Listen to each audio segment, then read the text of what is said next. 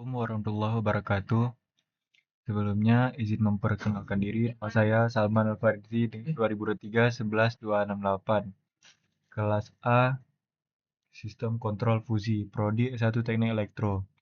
Jadi di sini saya akan mempresentasikan atau melakukan pemaparan terkait tugas tambahan sistem kontrol fusi yang diberikan oleh dosen pengampu saya yaitu Bapak Bayu Waji. Baik, langsung saja.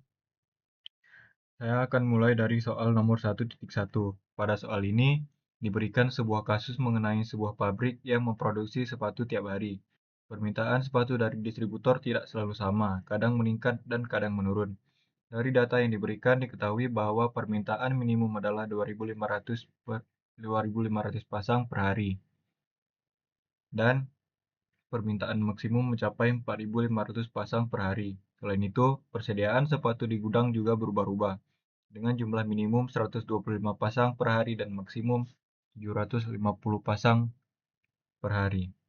Karena data yang diberikan bersifat tidak pasti dan berubah-ubah, maka pendekatan yang cocok digunakan untuk menjawab soal ini adalah logika fuzzy. Pada variabel permintaan, saya membaginya menjadi 3 himpunan fuzzy, yaitu rendah, sedang, dan tinggi. Kemudian, saya membuat fungsi keanggotaan untuk masing-masing kategori. Himpunan rendah digunakan untuk mewakili kondisi ketika permintaan masih kecil. Himpunan sedang digunakan untuk kondisi normal atau menengah. Sedangkan himpunan tinggi digunakan untuk permintaan mendekati nilai maksimum. Jika kita lihat dari grafiknya, kurva akan turun secara bertahap.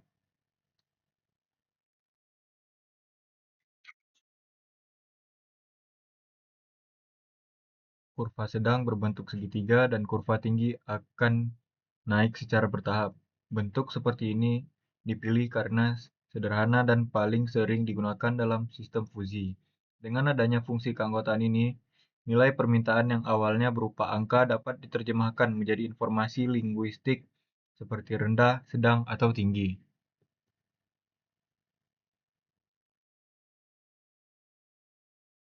Hal yang sama juga dilakukan pada variabel persediaan. Persediaan dibagi menjadi 3 kategori, yaitu sedikit, sedang, dan banyak. Ketika jumlah stok masih sedikit, maka nilai keanggotaannya tinggi pada himpunan sedikit. Ketika stok berada di tengah, maka akan masuk ke himpunan sedang. Sedangkan ketika stok mendekati kapasitas maksimum, maka akan masuk ke himpunan banyak. Dengan cara ini, sistem dapat memahami kondisi persediaan secara lebih fleksibel dibandingkan hanya menggunakan batas-batas yang tegas. Selanjutnya, pada soal nomor 1.2, saya diminta menjelaskan apa itu sistem kontrol fusi dalam satu paragraf. Menurut saya, sistem kontrol fusi adalah metode pengendalian yang menggunakan logika fusi untuk meniru cara berpikir manusia dalam mengambil keputusan.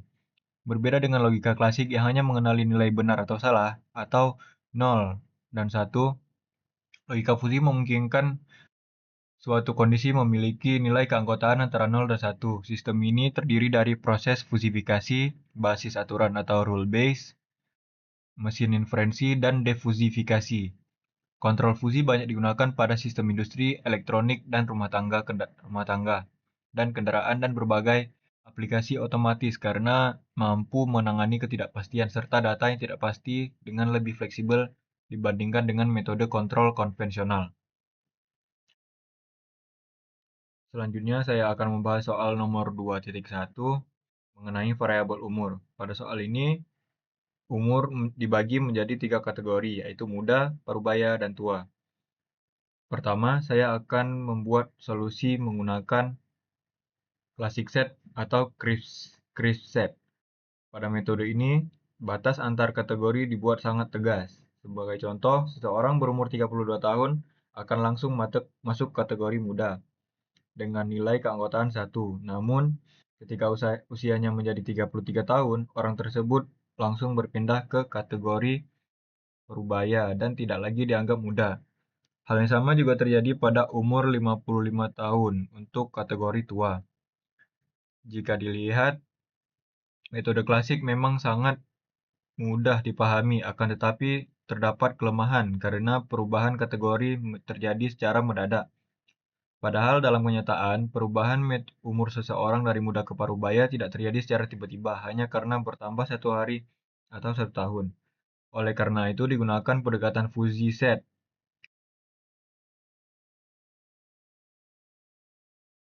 Berikut adalah dari solusi fuzzy set.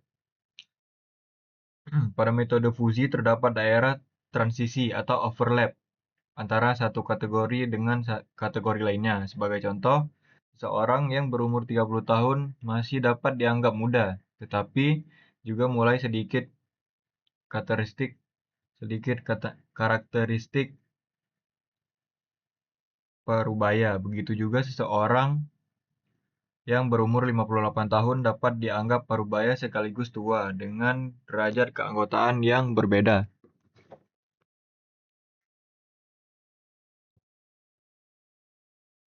Melalui pendekatan ini, proses klasifikasi menjadi sangat realistis karena lebih mendekati cara manusia berpikir. Kita biasanya tidak langsung mengatakan seorang berubah dari muda ke parubaya hanya karena melewati batas umur tertentu. Ada proses transisi yang berlangsung secara bertahap dan hal tersebut dapat dimodelkan dengan baik menggunakan logika fuzzy. Yang terakhir, pada soal 2.2, saya membuat tabel perbandingan antara classic set dan fuzzy set. Perbedaan yang paling mendasar terletak pada keanggotaannya. Classic set hanya mengenal nilai 0 dan 1, sedangkan fuzzy set memiliki nilai keanggotaan 0 dan 1. Selain itu, batas pada classic set bersifat tegas, sehingga suatu objek hanya bisa menjadi anggota satu himpunan.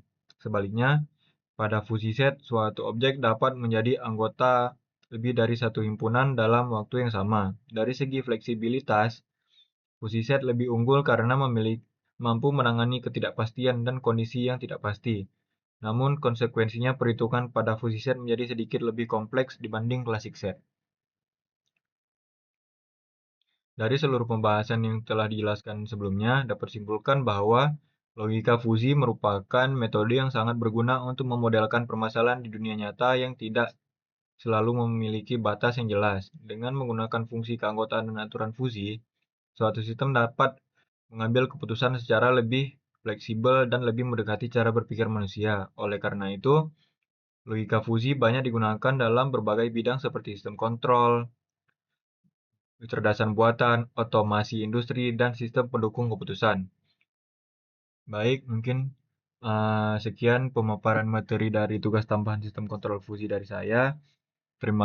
Mohon maaf bila ada kekurangan dan kelebihan. Terima kasih atas perhatian yang telah diberikan. Dan terima kasih untuk Bapak Bayu Aji selaku dosen pengampu mata kuliah.